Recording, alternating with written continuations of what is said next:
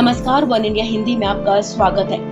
लद्दाख में एलएसी पर चीन से तनातनी के बीच बीजेपी और कांग्रेस एक दूसरे से चीन से रिश्ते पर सफाई मांग रहे हैं। राजीव गांधी फाउंडेशन के डोनेशन को लेकर बीजेपी अध्यक्ष जेपी नड्डा के सोनिया गांधी से पूछे गए 10 सवालों के जवाब में अब कांग्रेस ने भी बीजेपी अध्यक्ष जेपी नड्डा से 10 सवाल पूछकर पलटवार किया है। साथ ही बीजेपी और आरएसएस को मिलने वाली विदेशी फंडिंग पर भी सवाल उठाए गए हैं। कांग्रेस ने चीन की सत्तारूढ़ कम्युनिस्ट पार्टी ऑफ चाइना के साथ बीजेपी और आरएसएस के रिश्तों को लेकर सवाल पूछा है। बता दें कि इससे पहले शनिवार को प्रेस कॉन्फ्रेंस में बीजेपी अध्यक्ष जेपी नड्डा ने गांधी परिवार पर हमला बोला था। उन्होंने पूछा था कि चीन की तरफ से राजीव गांधी फाउंडेशन को पैसा क्यों दिया गया। जेपी नड्डा ने कहा कि पीएनबी बैंक घोटाला के आरोपी मेहुल चोकसी से राजीव गांधी फाउंडेशन में पैसा क्यों लिया गया और मेहुल चोकसी को लोन देने में मदद क्यों की गई। अब नड्डा के इन्हीं 10 सवालों पर कांग्रेस ने बीजेपी पर 10 सवाल दागे हैं। कांग्रेस का पहला सवाल, कांग्रेस ने बीजेपी से पूछा कि बीजेपी और चीन की सत्तारूढ़ कम्युनिस्ट पार्टी ऑफ चाइना के बीच ऐसे कौन से ऐतिहासिक रिश्ते हैं। 30 जनवरी 2007 को बीजेपी के तत्कालीन अध्यक्ष राजनाथ सिंह ने सीसीपी के प्रतिनिधि मंडल के दौरे के समय ऐसा कहा था। इसके बाद राजनाथ सिंह ने 17 अक्टूबर 2008 को सीसीपी के पोलित ब्यूरो के सदस्य के साथ मीटिंग में इसको दोहराया था। कांग्रेस का बीजेपी से दूसरा सवाल ये कि चीन की सत्तारूढ़ कम्युनिस्ट पार्टी ऑफ चाइना यानी कि सीसीपी के बुलावे पर जनवरी 2009 में आरएसएस चीन क्यों गया था। राजनीति पार्टी नहीं होने के बावजूद संघ को चीन की सत्तारूढ़ कम्युनिस्ट पार्टी ने क्यों बुलाया।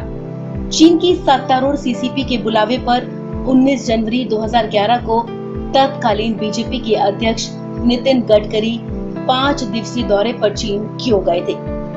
अपने चौथे सवाल में कांग्रेस ने बीजेपी से पूछा कि नवंबर 2014 में सीसीपी के द पार्टी स्कूल में एक हफ्ते की लंबी स्टडी के लिए तत्कालीन बीजेपी अध्यक्ष अमित शाह ने विधायकों और सांसदों का एक प्रतिनिधि मंडल चीन क्यों भेजा था।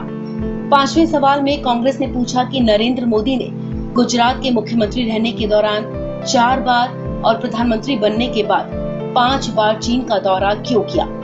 इसके अलावा पीएम मोदी ने भारत में चीनी प्रधानमंत्री की 3 बार आवभगत की।